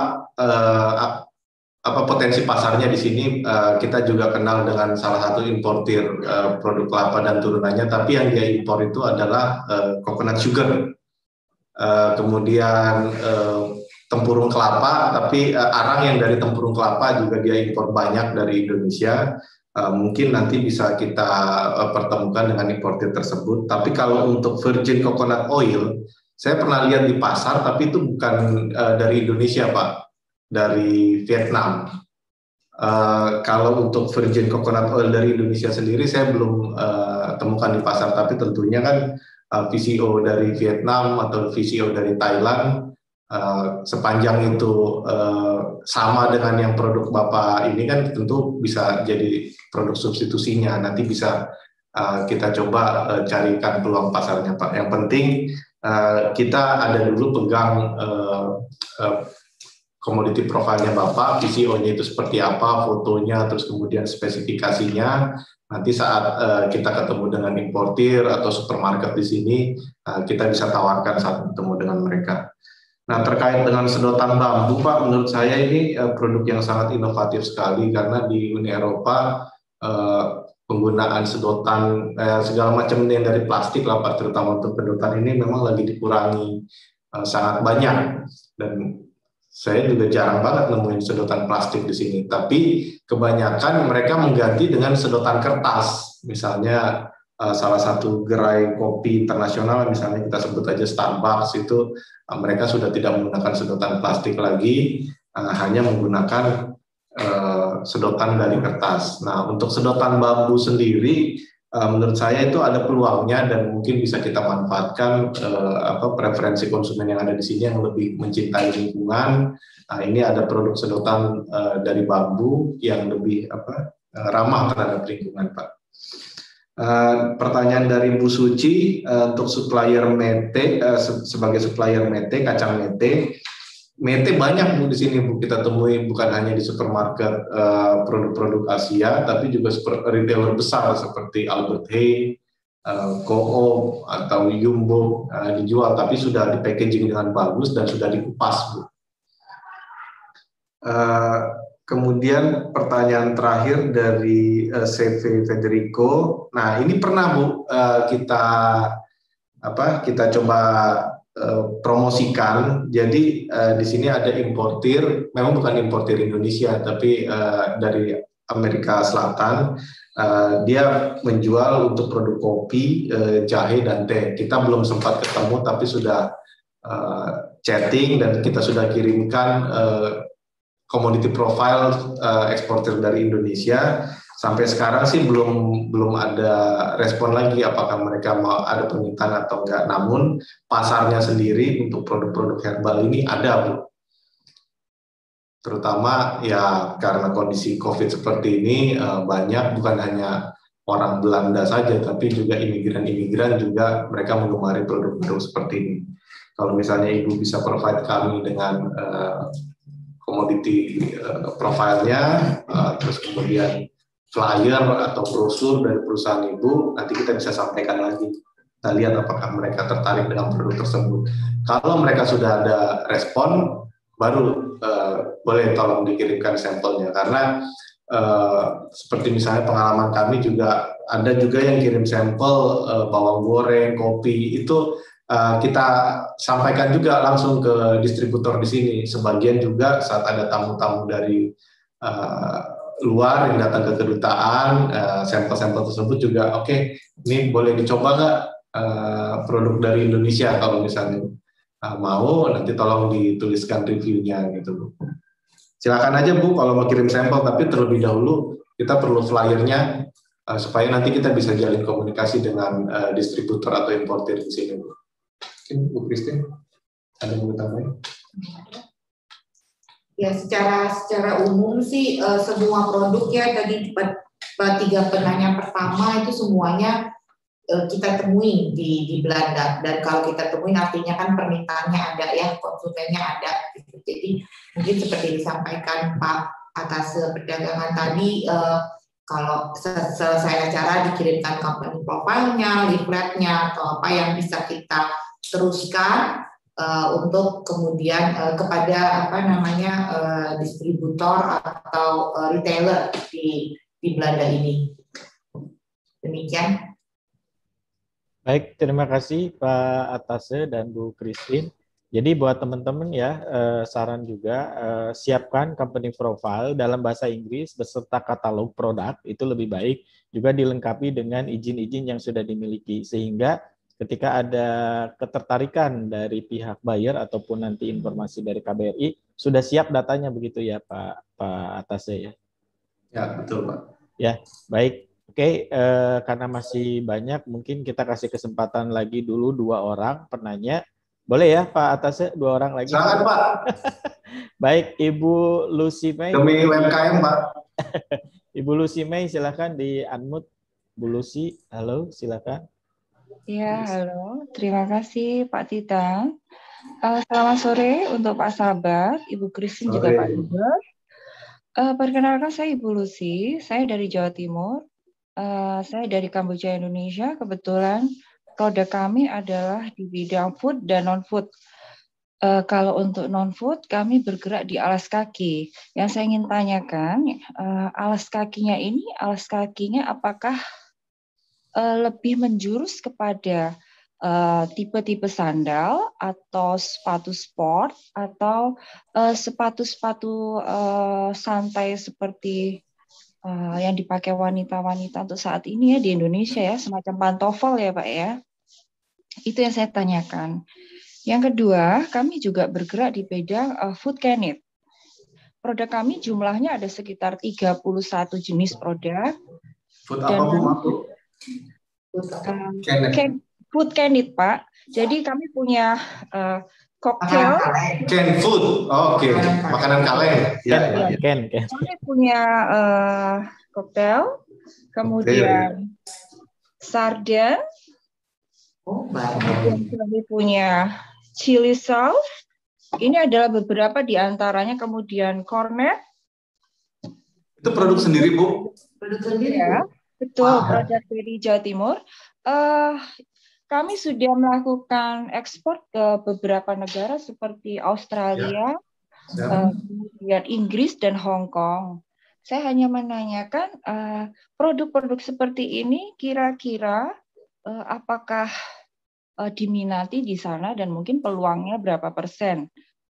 Kalau memang diminatin, apakah saya harus hanya mengirimkan katalog atau semua sampel-sampel yang kami punya? Baik, dan kalau saya kirimkan harus ke atas perdagangan atau ke fungsi ekonomi melalui KBRI. Itu sama saja, aja, Bu. Sama, Bu. Baik. Oke, terima kasih Bu Lucy sudah ya. Terima kasih. Kita kasih kesempatan untuk yang lain, boleh di-mute kembali supaya berjalan. Baik, kita lanjut lagi. Ada penanya satu lagi, Pak Yasin. Boleh di-unmute, Pak Yasin. Ya. Selamat sore, salam sejahtera, salam sehat buat kita semua. Pak Atase, moderator yang kami hormati, terima kasih banget waktunya ini. Pak Atase, saya dari Kementerian Desa. Ya, Pak. Apa kabar, Pak? Ya, saya salam kenal, saya Kementerian Desa. Saya di tugasnya itu promosi pemasaran produk unggulan, Pak. Kami sekarang ini dituntut oleh Menko Marpes dan Menko Perekonomian dan teman-teman Kemendak sedang bekerjasama untuk bagaimana mengupayakan agar produk-produk desa ini bisa kita ekspor, ya kan? Banyak sekali tadi yang disampaikan oleh teman-teman bahwa produk desa itu sangat banyak, tapi setelah kita bicara di tataran pasar agak kesulitan. Ini momentum yang sangat luar biasa. Yang kita bersama-sama untuk bagaimana produk-produk ini bisa kita jadi mereka sekarang nih teman-teman di desa ini sudah rasa untuk menciptakan sesuatu sudah luar biasa, dana desa juga banyak. Nah, tadi saya mendengar tadi dari Pak Dubes bahwa begitu besar juga potensi Indonesia yang diekspor ke Belanda gitu. Nah, mungkin saya tidak banyak, mungkin ke depan kita perlu menjalin komunikasi lebih produk dari pedesaan. Produknya apa Pak Yasin biasanya? Halo? Produknya apa Pak Yasin? Produknya yang paling banyak apa, Pak? Ini ini banyak, Mbak. Ada rempah juga, Mbak. Rempah hampir rata-rata rempah ini di desa ini banyak, ya kan? Nah, makanya tadi saya sudah lihat ada yang rotan di Kalimantan Utara itu ada satu BUMDes penghasil rotan luar biasa bagusnya, tapi dia hanya masih tataran produk yang jual di Nunukan saja, tapi belum sempat dibawa keluar. Nah, kalau ini nanti coba kami konsolidasi ke teman-teman di sana agar bisa mengirim seperti yang dikatakan tadi, mungkin contohnya agar bisa dipajang di sana. Saya mungkin bisa akan kita koordinasikan begitu. Mungkin sementara itu dari saya dulu. Kita mungkin berharap ada komunikasi lebih aktif lagi mungkin. Terima kasih. Baik, Pak Yasin, terima kasih. Oke, Pak Sabat, Bu Christine, apa mau dijawab dulu?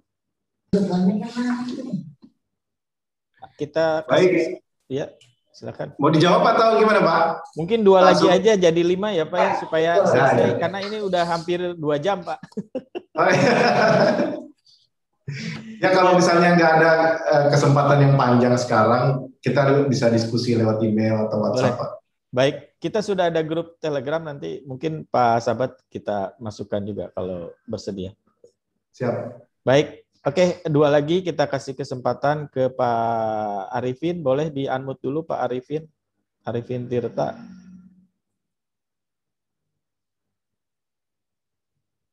Pak Arifin. Mana tadi?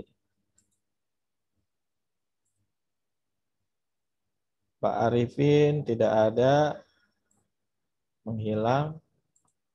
Ada CVHBP, silakan di-unmute CVHBP.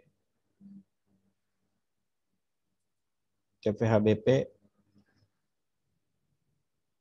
Halo, CVHBP. Ya, Pak. Boleh dinyalakan kameranya, Pak? Sebentar, Pak.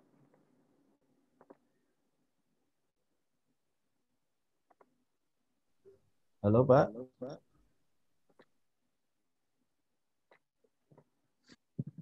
Ya, Pak. Apakah sudah terlihat? Ya, sudah, lanjut, Pak. Langsung, Pak. Ya. Izin, Pak. Saya dari CV Horizon Bintang Persada, Pak. Itu perusahaan di bidang apa namanya ekspor rempah, Pak. Nah, kita itu rempahnya tuh rempah yang bubuk, Pak, yang powder, Pak. Nah, kalau untuk masuk Belanda, Pak, sertifikat apa aja? Yang pertama ini, Pak, untuk sertifikat apa aja yang dibutuhkan untuk kita bisa masuk ke Belanda dan apa namanya ke Eropa. Nah, itu kan karena kan setiap negara kan punya standarisasi sertifikat yang berbeda-beda, Pak. Seperti itu. Nah, kalau untuk apa namanya rempah bubuk kira-kira seperti apa? Nah, terus untuk yang kedua, Pak, yang kedua mengenai apa namanya pameran, Pak. Nah, biasanya kan setiap tahun selalu mengadakan pameran ya, Pak.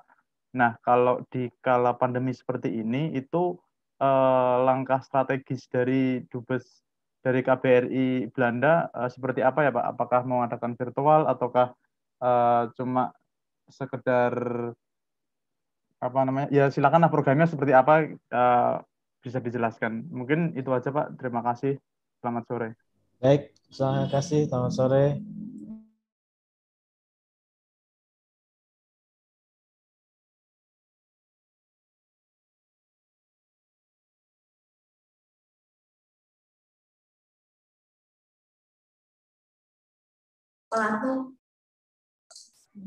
Apa tiga dulu atau lanjut, Pak? Halo, boleh Pak? Tiga dulu aja, Pak ya? Ya, baik, Pak. Pertanyaan pertama dari Bu Lucy May. Ini saya sangat senang sekali, Bu. Kelihatannya produknya juga sudah sangat established ya. Ada tadi kaleng cocktail, kemudian chili sauce, ada corned beef ya. Itu semua menurut saya ada pasarnya, Bu. Dan memang banyak juga produk-produk Indonesia yang masuk untuk kategori produk ini, Bu. Untuk langkah awal, kan Ibu juga memang sudah pengalaman untuk ekspor ke Australia, ke Inggris, dan ke Hong Kong. Kalau boleh nanti kita diskusi, saya juga pengen tahu ke Inggris misalnya kan dia kurang lebih standar dan technical regulation-nya itu sama dengan Uni Eropa. Jadi kalau sudah masuk ke Inggris, pasti bisa masuk juga ke Belanda kalau dari sisi aturan. Ibu menjalin kerjasama, nanti kita diskusi, saya pengen tahu menjalin kerjasama dengan siapa, apakah di sana ada distributor, ataukah langsung retailer, supermarket produk Asia, atau bagaimana.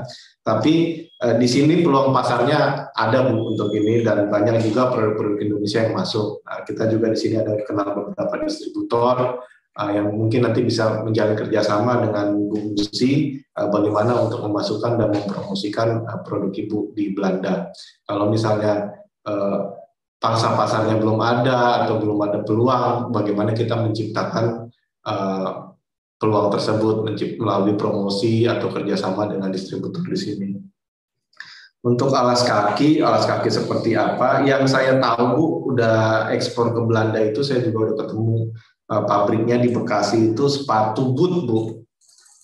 Tapi itu semua OEM. Dari Indonesianya dikirim ya tanpa merek, di sini baru ditempelin merek, meskipun sebetulnya nggak ada sama sekali added value yang diberikan di Belanda terhadap produk sepatu dari Indonesia itu. Mereka hanya menyediakan kardusnya aja. Tapi ya karena mereknya mereka yang punya, ya mereka yang menentukan lah, Bu. Nah, sepatunya itu ada sepatu boot, kemudian pantopel, ada sepatu wanita yang resmi. Kalau sepatu sport juga, ini bisa di Nah, ada sepatu sport juga memang masuk juga, tapi itu under license perusahaan merek-merek besar, dan biasanya itu permintaannya dari misalnya dari Amerika. Nah, nanti dia minta pabrik di Indonesia untuk produksi sekian ribu, nanti langsung dikirim ke Belanda, seperti itu, Bu. kalau potensi alas kaki di Belanda. Kalau untuk sendal sendiri sebetulnya ada potensinya, tapi saya belum tahu apakah produk asal Indonesia untuk sendal itu sudah masuk ke Belanda atau belum. Pertanyaan dari Pak Yasin, siapa dari Kementerian Desa? Nanti mungkin kita bisa kolaborasi, Pak. Tapi sebagai informasi untuk Pak Yasin juga, kemarin itu saya baru join seminar Desa Sejahtera Astra, Pak, DSA. Jadi Astra itu ada dana untuk CSR, Corporate Social Responsibility, yang digunakan untuk pembangunan desa-desa yang tertinggal. Kita coba masukin untuk produk kopi, Pak. Kebetulan kita juga akan mengadakan coffee cupping untuk mempromosikan produk kopi dari Indonesia. Di situ juga kita undang buyer kopi, terus kemudian barista-barista.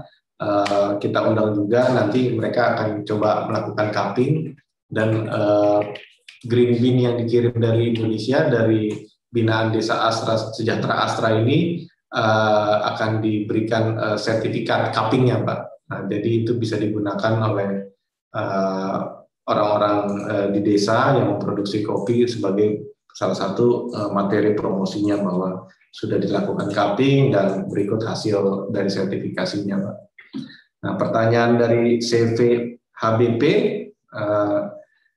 mengekspor rempah tapi dalam bentuk powder, ya. Nah, ini yang tadi saya sampaikan, ada salah satu importir besar untuk produk rempah. Kita sudah menawarkan gimana apabila tertarik dengan supplier baru dari Indonesia, kita bisa kasih, dan memang sudah kita kasih juga. Namun mereka lebih mengutamakan mendapat suplai rempah itu dari petani yang mereka bina sendiri, karena kan sudah diajarin bagaimana cara bercocok tanamnya, budidayanya, kemudian pemilihan benihnya, dan pengolahan pasca panennya seperti apa. Nah, sertifikasinya apa saja untuk rempah? Rempah ini kan banyak ya, Pak, ya. Ada pala, ada nut, ada mace, kemudian ada lada putih, black pepper, white pepper, itu masing-masing ada aturannya gitu, Pak. Tapi yang saya tahu untuk pala itu, nutmeg itu, kita ada beberapa kali masalah terkait dengan aflatoksin. Aflatoksin ini kayak semacam jamur ya, Pak, ya, karena mungkin kadar airnya itu tinggi, sehingga selama dalam perjalanan itu besar kemungkinannya tumbuh jamur aflatoksin. Nah, ini yang menjadi concern dari otoritas di Uni Eropa.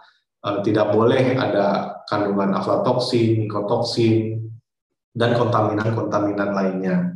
Nah, terkait pertanyaan Bapak, alternatif dari pameran, memang, Pak, di Belanda ini sepanjang saya bertugas di sini belum ada pameran yang besar yang diizinkan oleh pemerintah Belanda. Oleh karena itu tentunya ya kita tidak boleh tinggal diam aja, Pak. Selama masa pandemi ini kita tetap harus mempromosikan. Jadinya ya kita coba buat semacam video promosi untuk produk-produk Indonesia. Kita minta testimonial dari importir-importir besar kita, importir yang dari importir Belanda yang impor dari Indonesia, ya, untuk menyampaikan apa saja keunggulan produk-produk Indonesia. Nah, selain itu juga kita coba memanfaatkan keberadaan dari media sosial, terus kemudian kita coba bikin klip-klip short video. Nanti saya bisa kirim ke Bapak, baru selesai ini short video untuk produk rempah-rempah, Pak. Nah, dari situ teman-teman eksportir bisa mempelajari apa saja sih ketentuannya dan prosedurnya untuk bisa ekspor ke Belanda, Pak.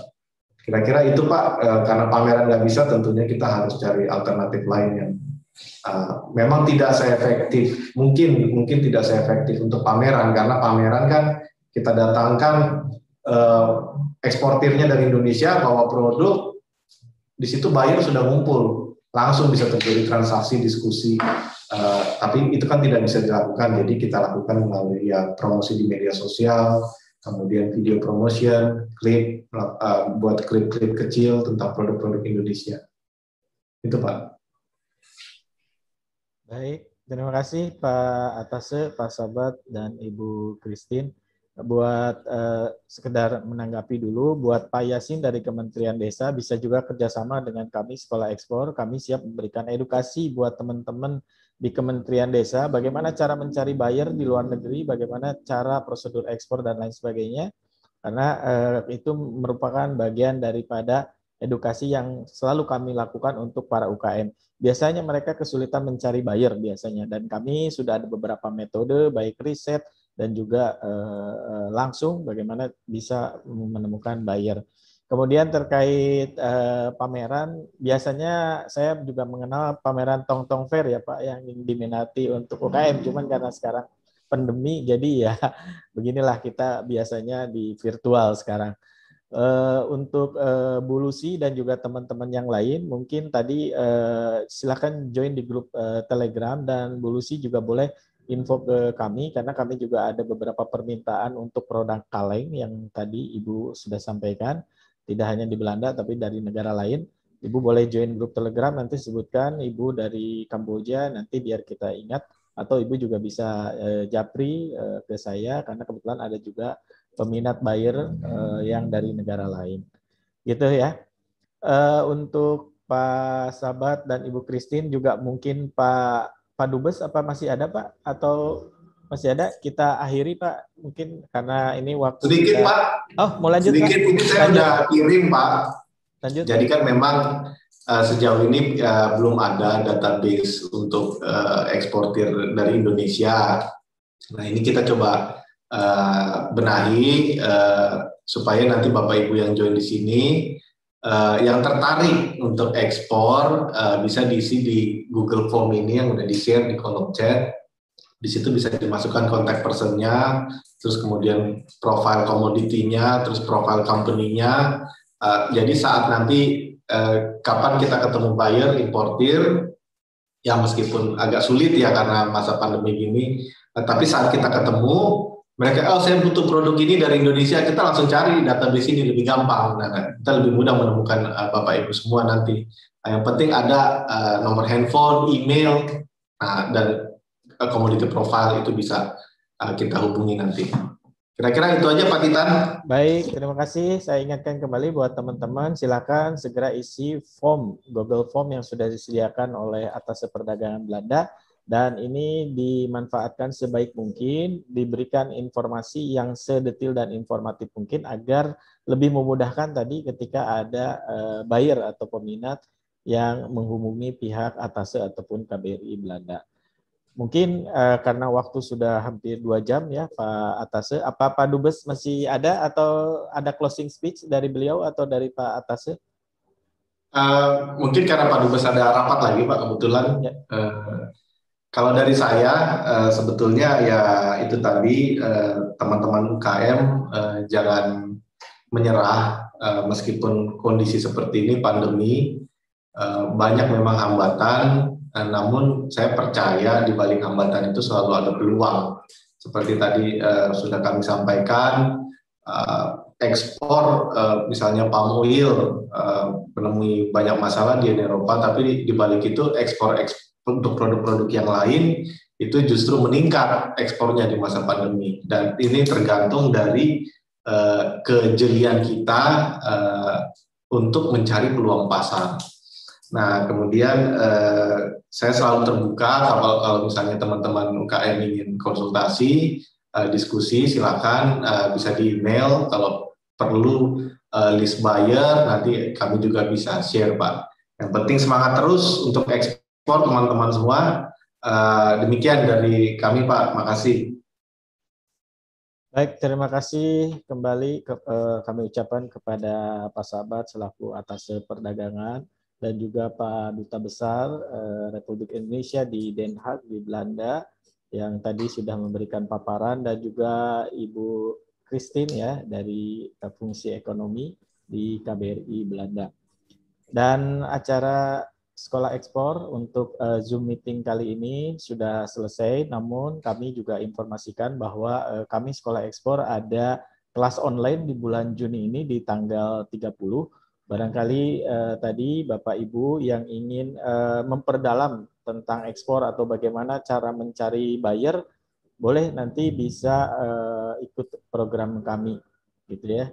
Dan karena kondisi pandemi ya kami bisa melakukan dengan kelas online. Biasanya kami juga kadang-kadang ada kelas offline, begitu. Dan untuk Bapak Ibu yang saat ini juga mungkin masih dalam kondisi pandemi, PPKM dan lain sebagainya, tetap semangat ya. Tetap juga kita berpositif thinking dan juga tetap produktif ya walaupun di rumah. Dan tentunya kita semua salam ekspor.